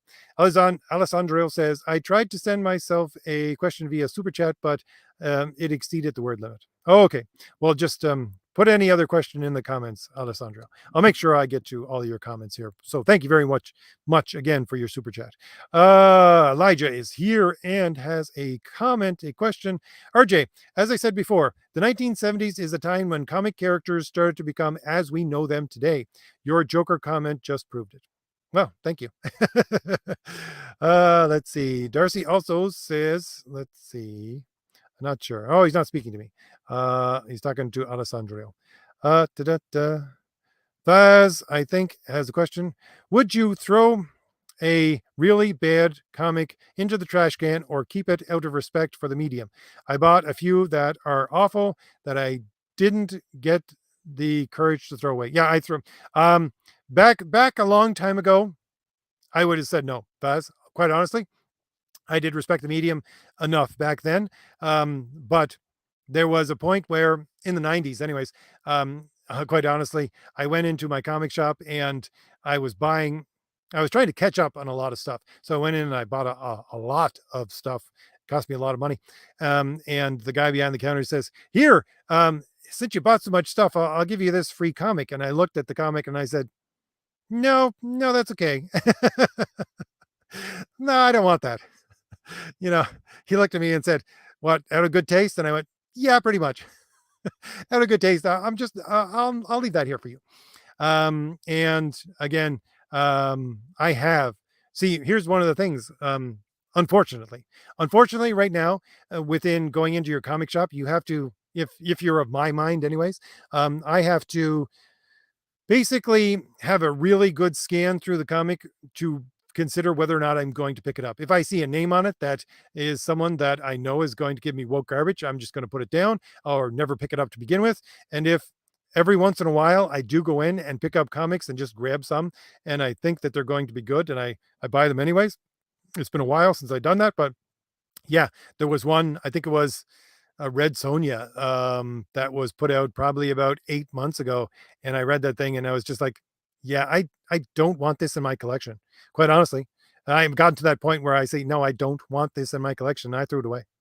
So that answers your question. Orbital Hub has a super chat. Thank you very much. $2 super chat says top 5 leading protagonists. What are their arcs? Holy Moses. You top 5 leading protagonists. Oh yeah. I don't know, Orbital Hub. That is, I know you gave me a $2 super chat, but I don't know if I can answer that question. I can give you, I don't break things down into categories like that. I can give you simply my own personal experience and the protagonists that a couple of them anyways, that are most influential on my life and sort of break them down. Like Captain Kirk would be one of the biggest protagonists that would be influential in my life. And what's his basic story arc? His basic story arc is that he is the center of this friendship. Again, to me, I center a lot of things around friendship, but he's the center of this friendship between himself, Dr. McCoy, and Mr. Spock. Dr. McCoy is basically a representation of pure passion. Mr. Spock is a representation of pure logic, and Captain Kirk is the mean position in the middle, the Aristotelian mean position in the middle of those two, and he lives out his story arc trying to balance those two things in a way where they meet together and he becomes heroic. And that's the protagonist arc for Captain Kirk, if you ask me. Another one would be Captain America. And again, Captain America is a man out of time. That is his main story arc. And he is someone who is fighting for sometimes America, but really I grew up more of him fighting for the ideals of America rather than America itself, simply by not having that much of a connection to the basic, we'll say, government structures, which he is connected to a lot today, but the idea of America. But again, he's a man out of time, and he wants to be able to bring those ideals from the past of his youth, which is the 20s and 30s, into the present, the then present, which for me, again, it was the 70s and 80s, where he became something much more of an icon than, again, we just talked about, where you have these tropes for those characters, which really brought them to life. So again, a man out of time. That's his story arc. And again, I write characters. Some of my characters are men out of time, so I use that as the center of them being protagonists. That would be two. Let me see if I can. I guess again, one of the other most influential would be Peter Parker, Spider-Man, of course, the only real Spider-Man there is. And he is again that, and everyone knows his story arc. It's just great. With great power comes great responsibility. He's a man who is trying to live out his heroics to the detriment of his own growing up and his own living out his own life. That is his story arc, and he is constantly being punished for wanting to be heroic and having that drive from that initial pathos of Uncle Ben dying to live out that heroic nature in his life, which again does take a massive toll on him as a personal individual. That is his story arc. Who else can we put into this? I don't know. Again, one of the others, which I this one I'll put in quotes, because I'm not really sure about this one, but honestly, I think that Bruce Wayne, Batman, again, one of the five leading protagonists for me, anyways, and his is the ability to again serve justice through the trauma, just like Spider-Man, but in a different way, that occurred in his life, and try to bring, as we just talked about, order to the chaos of Gotham City. That would be the story arc of Batman. He is very much a Sisyphus character. He is constantly pushing that boulder up the hill, that boulder of justice on that mountain of Gotham, which when he tries to get to the top, it will just roll back down and he has to start again. So that's the story arc of Batman. Is that five? I think that's four. I'm not sure who else we could put in within story arcs for great protagonists. I think that'll have to do Orbital Hub. That's all I can think of off the top of my head. Thank you very much once again for the super chat. Let's see, scrolling down. Calliope is here and says, I'm so sorry for my grammar, RJ. Sometimes I hit enter too soon. Sometimes I fail compressing a thought into 200 characters. No problem. As long as you don't mind my fumbling and bumbling through all these comments. Let's see. Bethel says, let's see. The communist Russian is Vasily Sarzov. Okay. If that's in Enemy at the Gates, I'm not entirely sure. I don't remember. Again, really didn't like that. That is one of the movies that I almost walked out in the middle of. Rex says, RJ, I don't suppose you have seen Dr. Zhivago by Stanley Kubrick. Yes, I did watch Dr. Zhivago, but it was probably the early 80s the last time I watched it. So I only watched it the once. Wasn't really very much my thing. So I have watched it, but it was a long time ago. Um, so I don't remember, that much of detail of that. Have to scroll up and then scroll down, see if I can get to the rest of these comments. Alessandro says he's learning English, but I think you're very proficient at it right now, Alessandro. Much better than I would be at. I'm not sure if you're a Spanish native speaker or a French native speaker, but very, very much better than I would be at any language written, certainly. Uh, Daly says, you said my name right, but even if you didn't, I know my first and last names are crazy. uh, I have I have a friend named Daly, but his last name is Daly. We just call him Daly. It threw me to see it as a first name. Let me put it that way. Let's see. And thanks for the answer. I'll be sure to check out that video. No problem. And if it isn't clear enough for you, Daly, come back to a live stream and ask more questions. I'm always happy to answer questions on the live streams. Let's see. Scrolling down, Rex has a question. Honestly, when they throw the word interesting around, when it comes to why they like certain characters more than actual heroic ones, I think they should rethink their definition of the word. Yeah, agreed. They're just, again, looking for an outlet for their own viciousness as opposed to virtue. So their own vices, I guess you would say. So I agree there, Rex. Let's see. Mr. says, Enemy at the Gates is a superb film. Not everyone living under communism is a monster. That sort of absolutism is a discredit to you, sir. Let me just put it this way. For me, anyways, I would rather die on my feet resisting communism if it was to take over my country than to live under it. I'll just put it that way. I just couldn't see myself as living under such tyranny. I would probably have myself be executed, quite honestly, to live for my principles rather than to I guess we'll put it the Polish way. The Polish way to put it would be uh, you don't beg for freedom, you fight for it. So freedom is the way that you fight for it, and I would say that needs to be fought for. So I'll just leave that there. Darcy says, would it be better if chaos is the unrestrained extreme version of freedom and creativity, while order's most extreme version is akin to despotism or subjugation? I wouldn't put it in those terms, quite honestly. I would not. Chaos doesn't. Again, my definition of creativity and my definition of art goes back to the Aristotelian way of looking at it, which is very logical and rational. And logic and reason are very much a expression of order. So I think that art is very much an expression of order. And this is the basic understanding within Western civilization throughout thousands of years.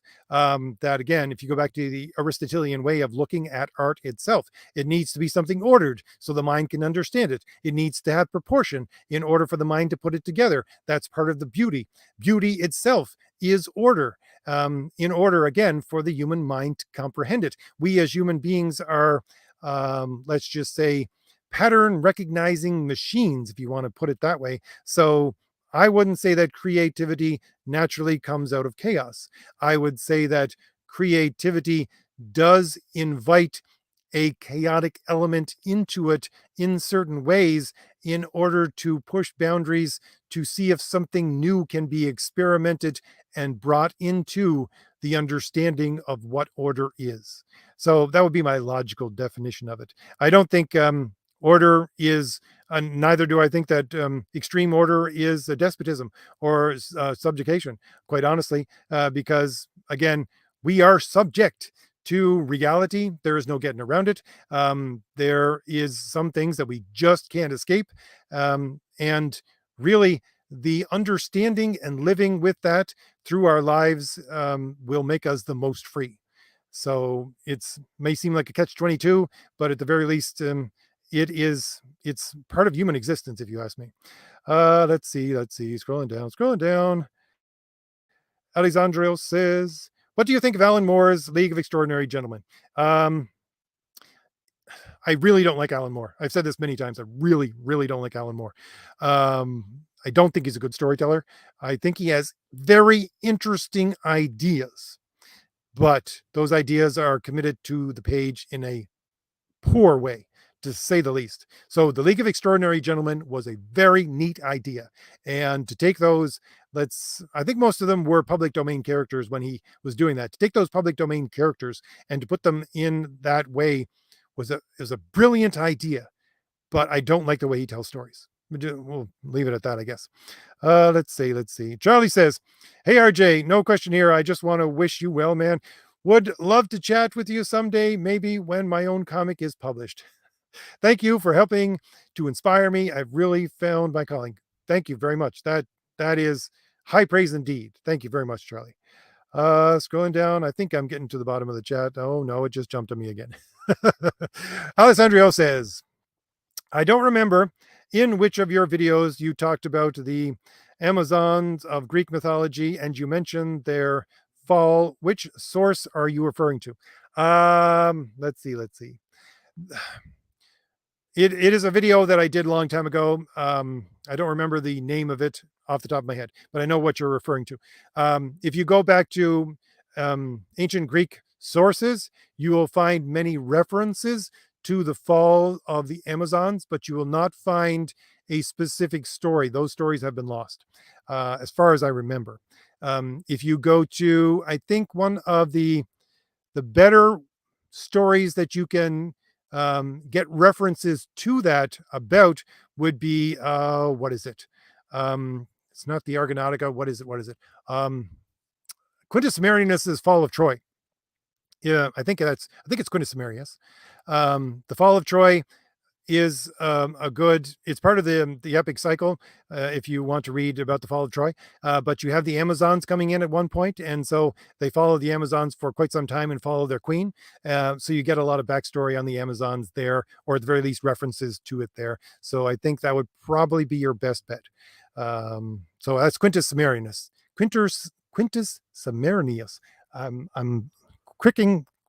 I'm looking at my bookcase right now, trying to figure out. I'm looking at my Loeb Classic Library. I can see it on the shelf there, but I can't reach it to see if that is the one I'm thinking of. But if memory serves, that's probably the best source that I can think of off the top of my head. Anyways, scrolling down.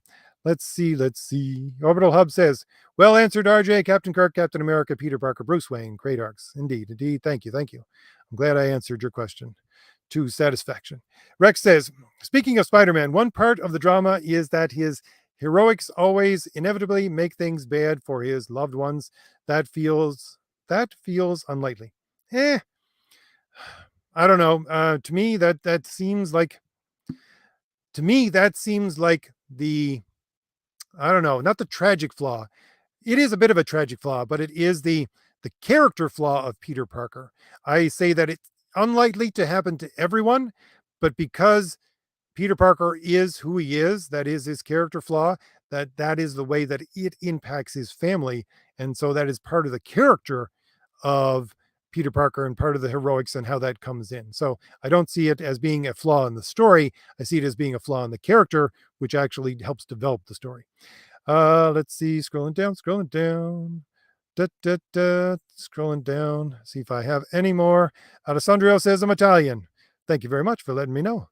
I have, to me anyways, if you put De Salvo, if you put DE in front of something, to me that sounds French, just because there's a bunch of French people in the area that I'm in right now, and I deal with French names every once in a while. So, things like that. And I do have, areas that I deal with French. So to me, something like that looks like it's French. I apologize for calling you French. uh, let's see. Scrolling down. Darcy says, oh no, Darcy's talking. He just has a comment saying, thanks for the clarification. No problem. I think I'm getting to the back to the bottom. Zakdan is here. It says, tyranny is just another form of chaos. People resorting to power instead of conforming to natural law. 100% Zakdan, 100%. You just hit the nail on the head with that comment. You took what I was trying to say and condensed it down to one sentence. Thank you very much.